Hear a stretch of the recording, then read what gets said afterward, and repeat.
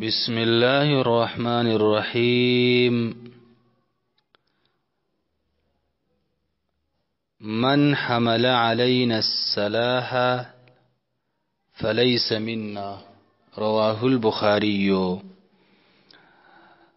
دی حدیث کې دا مسله ده چې د مسلمانانو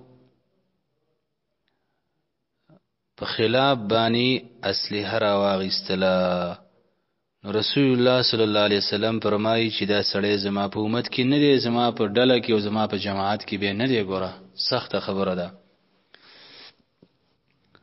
د مسلمان په خلاف باندې اسلحه مراله، امیر المؤمنین دی، خلیفۃ المسلمین دی، لکه ابو بکر او عثمان او علی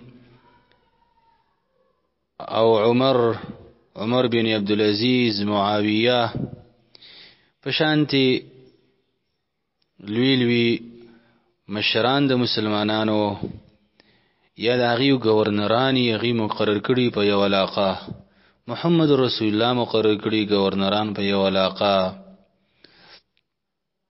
او د هغې په خلاف سړی بغاوت کوي او حال لري چې هغې د کفر یو کار نه کړی، کفر بواح نه کړی، او د هغې په خلاف اسلحه مسلمانان راوچتي او په مسلمانانو کې تفریقه پیدا کوي او وینې توی کوي.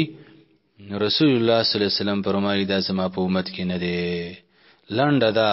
لنډه چې احتیاط وکړ دی، د مسلمانانو په خلاف اسلحه مراله، د مسلمان وینه متوي کوا تر څو پورې چې پای کې هغه اسباب موجود شوي نه چې د هغې د وجنې قتل واجب شي. من حمله، چا چې راپورته کړله، علینا په موږ باندې، السلاح اسلحه، فلیس منا بس نبوي دا انسان منا زمنګنا، یعنی زمنګ د جماعت او د ډلینا. رواه البخاري. من صمت نجا. دی حدیث کې دا مسله ده چې څوک خاموش پاتې شو، چا خاموشي ډیره کوله د دنیوي خبرونه او د هر چا په خبره کې کار نه ساته، په هره خبره کې ځان نه شریکاو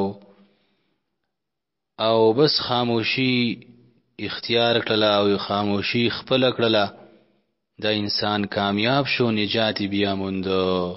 ځکه جهنم ته چې خلک روان دي، د الله رسول فرمایي دا دی لو کوونکو جبو جهنم ته روان کړي دي چې د خلکو عزتونه پې لوټ کوي، لونه پې کوي پرې جبه واني.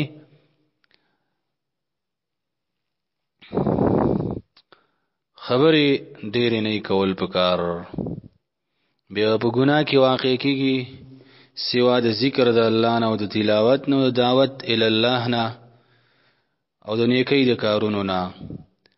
من صمتا، څوک چې چپ پاتې شو، نجا د نجات بیا موندو.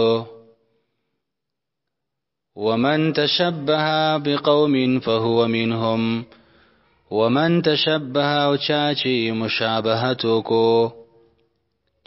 مشابهتو کو بقوم د یو قوم سره، فهو نو دا انسان منهم د هغوی نشو. رواه ابو داود. د دې مثال د سره لکه نسوارا،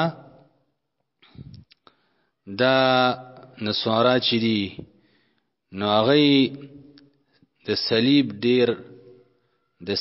ډیر عزت کوي او احترام کوي. صلیب دا ضرب په شکل باندې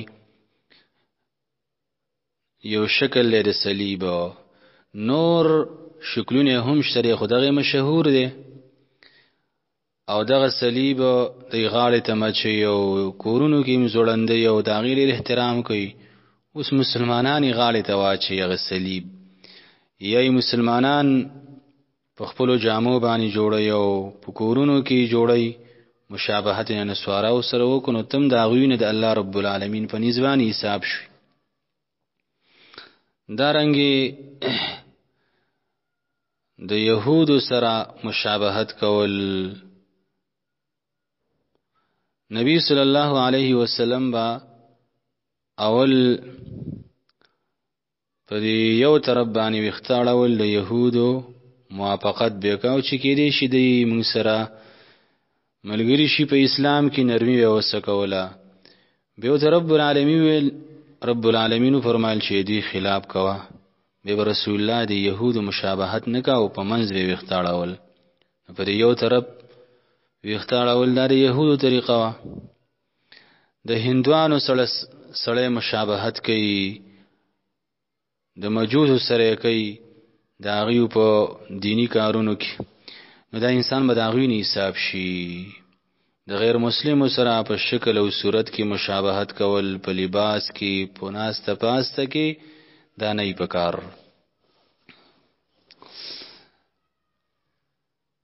من يحرم الرفق يحرم الخير يحرم الخير. دا حدیث مسلم کې راغلی دی. د دې مطلب دا دی څوک چې د نرمۍ نه محروم شو، نرمي پکې نه و، دا انسان د خیر نه محروم شو. چا کې چې نرمي نه و، سخت انسان دی، سخت زړه دی او سخت زبان دی،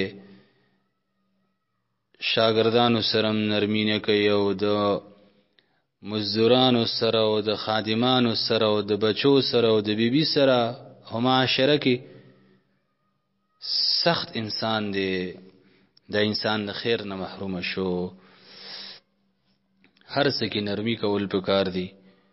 من يحرم الرفق، هغه څوک چې محروم کړل شو د نرمۍ نه، نو يحرم الخير، محروم کړل شو د خیر نه. د انسان ته د رب العالمین د طرف نه خیر ملاو نشو، ځکه نرمۍ کې ډېر خیرونه دي. رواه مسلم. دعوت الی الله کې نرمي کوا، درس او تدریس شرکاو عوام باندې نرمي کوا، سختی مکوا. دعوت کې ډېر زیات نرمي پکاري. من اراد الحج، ها سوک چې اراده کړی وي د حج، چې حج کوما اراده شته او وسی کی، نو فلیعجل، جلتی دی وکي، ذکر د مرګ صفت نه لګيږي، اسنه چې بیره باندې فرض پاتې نشي. من غشنا، چا چې ملاوټو کو زمنګ سره، بل معنا من غشنا، چا چې خیانت وکړو زمنګ سره، فلیس، نو بس نبوي دا سړی مینا زمنګ نه، یعنی زمنګ د جماعت نه بنوي، کامل مسلمان نه دی. مطلب د دې دی کامل مسلمان نه دی. رواه مسلم. ملاوت دا دی چې بیکاره غلده، بیکار غلا او دای د اول نمبر غلی په نوم باندې په خلکو خرسي، یا د سیو کی چې په دې خغله کې بیکار غلا میلاو کې په خلکو خرسي. دارنګه شود دي او هغه په خلکو باندې خرسي خو پای کې وبا چي. دا میلاوت به په هر څه کې راځي. میلاوت دا انسان رسول الله زما د ملګرو نه دی.